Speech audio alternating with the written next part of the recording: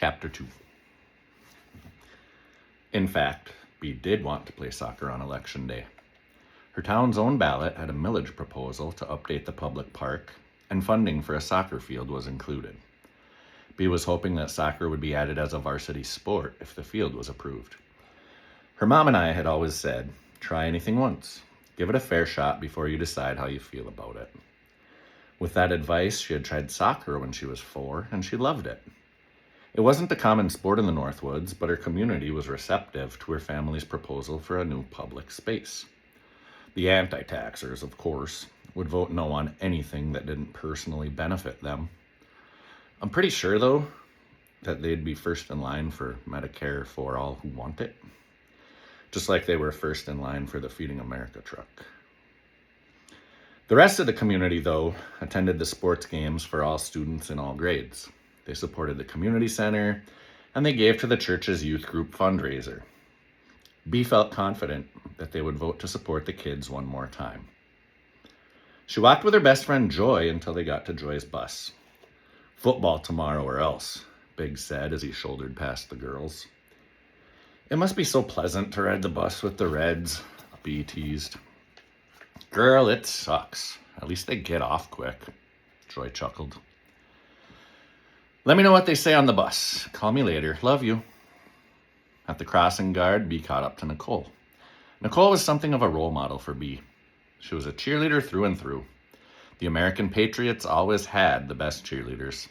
Some years the cheerleading team was bigger than the football team. So when Kellyanne decided that cheerleading was no longer cool and tons of girls left the team, Nicole cheered by herself. It was only for one game, and some of the girls came back, but her strength and willingness was inspirational. Nicole knew who she was and what she stood for. She didn't go with the crowd. Hey Nicole, how's your soccer field? Bea asked, matching her neighbor's stride. Recent polling suggests it's likely to pass. Most of the people I talk to are supportive. Only 1 or 2 greedy old cranks out there, Nicole reported. Their walk included 2 blocks along the highway. They waved to their friends who were yelling from the backseat of their parents' cars. Great to hear. How's your Reagan project coming? I'm on track. His tax cut really did become permanent, even when we had Democrats in office to reverse it. What are you researching? They turned at Maple Street, where Mr. Carlson was taking down his fuck your feelings flag. How stock buybacks had been illegal before Reagan, and how they became legal during his presidency. She's a nerd. She gets it from her dad. Whoa, that's cool. I bet it really changed the U.S. economy, Nicole said. The next yard had a UTV for sale. The owner, Swanson, could no longer afford to drive it on the weekends. His favorite president had mismanaged the economy and driven up the cost of gas until side-by-sides were no longer enjoyable. So far, yeah, I'm actually enjoying the research. Do your own research and all that, Bea said.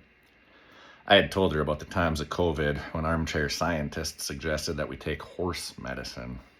And the government said, let's ignore the coronavirus research lab where the outbreak happened.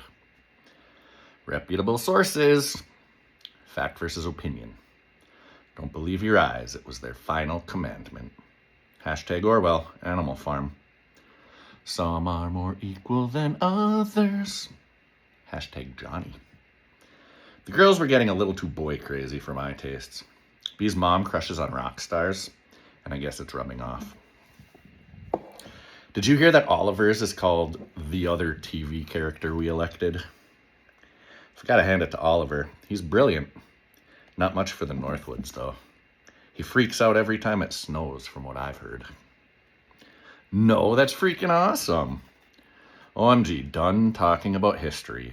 And now you're home and our time is wasted, LOL. And thank goodness for that, dear reader. Once they start speaking in acronyms, it's all silliness and nonsense. Bea unlocked the door and threw her backpack on the bench. She took off her shoes and greeted Opie and Lou before washing her hands. It would only be a few minutes till I got home, so she stayed offline. Her community was safe, and her sheriff was a good man. I had constantly reiterated that robbers are only on Paw Patrol and in business suits. Between video doorbells and video phones and video watches, no one was really desperate to commit a crime. Our Northwoods home contains rifles and shotguns, but the two big noisy dogs are the best protection from physical threats. I'm responsible for keeping her safe online when she's home. The stay offline till an adult is home rule is a no-brainer. Bee's mom came home from work and opened the mail. No bills, thank God. We've been fighting over money struggles since Christmas. President Trump said she doesn't get $30 this year. She only gets $3. And what did you do? I demanded. You think that this is because we bought Christmas presents for our daughter? She roared. Uh-oh. The affordability crisis is a myth, I tried. The war will pay for itself? I was about to be read the riot act when Bee walked through the door. We tried to never fight in front of her. It was getting more difficult every day. Hi, sweetie, nothing to see here, just mom and dad discussing the bills. How was school? It was a very quiet dinner. After dinner, I started a load of laundry and took care of the ducks and dogs. I brainstormed ways to increase revenue and settled on this book. After teaching for 20 years at the same school, earning my master's degree, and playing by all those rules that President Obama used to refer to, the American dream is basically out of reach. I graduated high school with a 4.0 GPA. I graduated from Grand Valley State University Honors College and tested into Mensa because I thought it would look good on a resume. It did. I beat a couple hundred other applicants for a job with Manitowoc Public Schools. I've been employed full-time ever since. I got my job before I got married. I got married before I bought a house. I bought a house and earned my master's degree from Northern Michigan University before we had our son. At that point, I decided that school was hard and dropped out. I divorced his mother amicably and met my person. We got married and had Bee, and I've tried to make her life, like her brother's, as carefree and innocent as possible. I'm not desperate for adulation, please. I tell my story as a model. If anyone's background could have lifted someone from poverty to the middle class via the American dream, it's mine. I'm a tall, straight, educated Christian white man. I'd like to think I'm closer to straight from central casting than the great unwashed on the Trumpian scale of attractiveness. I've enjoyed every privilege. I've had incredibly good luck with my schooling and health. I love every single aspect of my life except for the checkbook. And I know that the government of the United States can do better for its citizens. Did you know that most of us don't have $400 to tap in case of an emergency? That's a national disgrace and worthy of policy change. A president like FDR would improve everything for a guy like me. I know this because the OG already did. I used to take my son to the trampoline park. Appleton has a nicer one than Green Bay. We'd drive all morning, have a fast food lunch, play all afternoon, have dinner at the Italian chain, Italian tour for me, fettuccine alfredo for him, stop and have custom ice cream for dessert. My son would get chocolate ice cream with gummy bears mixed in. Now I have to tell him no when he wants to order pizza. I used to have $50K in a Roth IRA. I thought I was going to retire rich. I've had to tap into my IRA twice since President Trump took office for his second and final term. I'm not lazy. My wife and I work hard. 2 full-time jobs, 3 college degrees. We're not extravagant. The entirety of our wildest fantasies, which include a new home, hunting camp, UTV, boat, and camper, cost roughly $600K in the Northwoods. Halfway through a 40-year teaching career, and I'm nowhere near my goals. 2/3 of the way through a 30-year career is even worse. The pundits, like they always have, tell me that it's all my fault, that I needed to bribe myself in order to get ahead. If I never drank pop, or bought lottery tickets, or went to the mall, or ordered coffees, then the middle class would suddenly reappear. They told my mom the same thing in the 90s. I know this because I grew up too fast. President Trump says that he can do nothing for Americans. President Roosevelt sure could. Bee and her mom enjoyed one last walk through the neighborhood that night. Bee talked about Big's threats, her boyfriend Hayes, and how Supreme was such an awful human. Her mom asked about her anxiety level and if any other stressors were in play. They talked about Bee's goals and set realistic boundaries for her final middle school year. I washed the dishes and had some luscious lychee while listening to A Closer Look and Colbert and Kimmel's monologues. It's a pretty quick and easy way to keep up with the news when you've got those three and The Daily Show. I finished taking the dogs outside as the ladies got home.